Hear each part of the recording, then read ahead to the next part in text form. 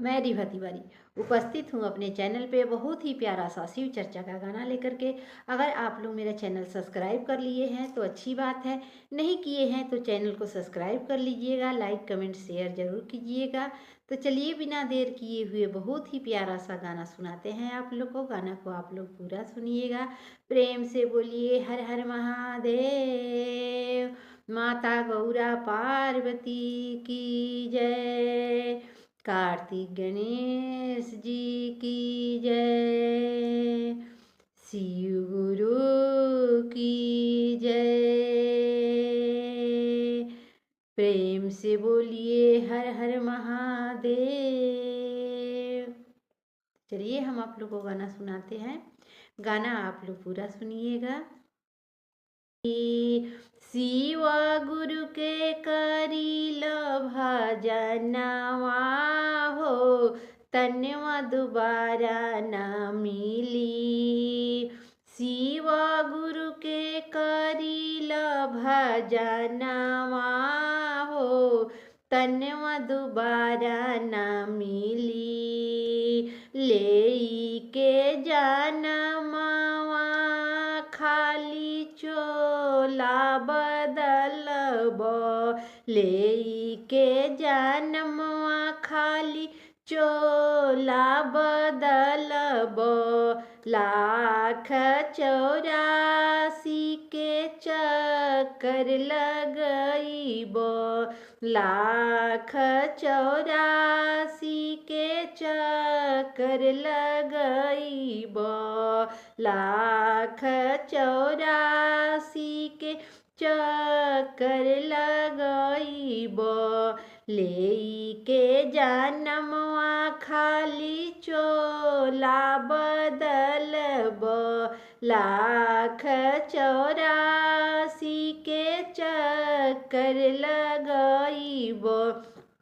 शिव गुरु के धरिल ध्यानवा हो, तन्वा दोबारा न मिली। शिव गुरु के धरिल ध्यानवा हो, तन्वा दोबारा न मिली। माया के फसल बा जहनवा हो, तन्वा दोबारा न मिली। माया के फसल बा जहनवा हो, तन्वा दोबारा न मिली। चारों ओरी फैलल बाड़े माया के बीमारी, चारों ओरी फैलल बाड़े माया के बीमारी।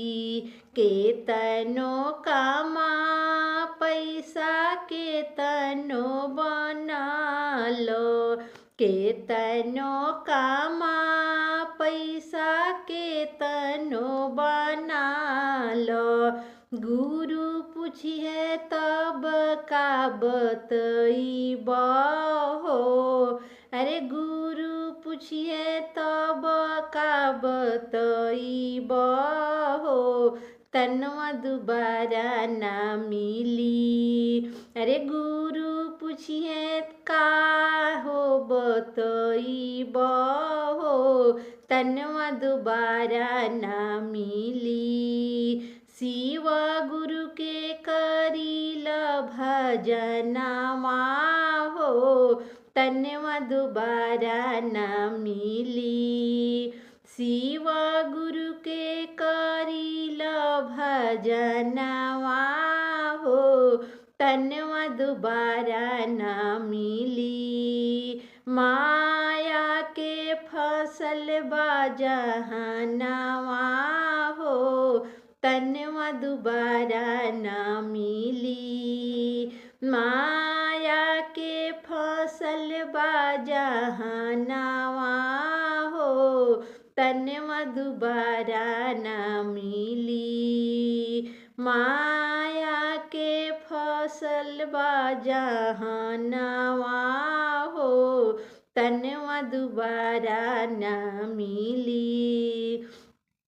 के करा पर करेल एतना गुमानवा, के करा पर करेल एतना गुमानवा।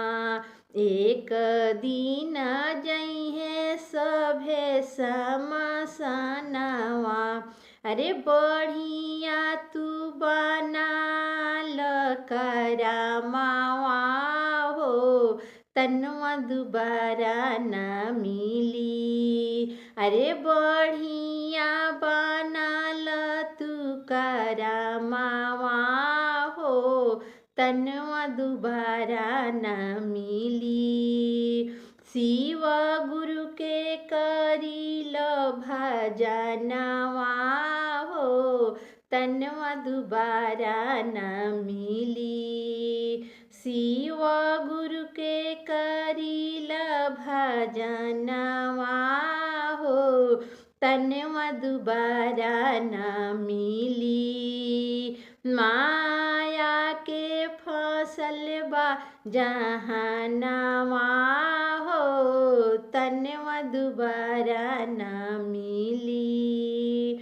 माया के फसल बा जहनवा हो, तनवा दुबारा न मिली। शिव गुरु के धरिल ध्यानवा हो, तनवा दुबारा न मिली। शिव गुरु के धरिल ध्यानवा हो, तनवा दुबारा न मिली।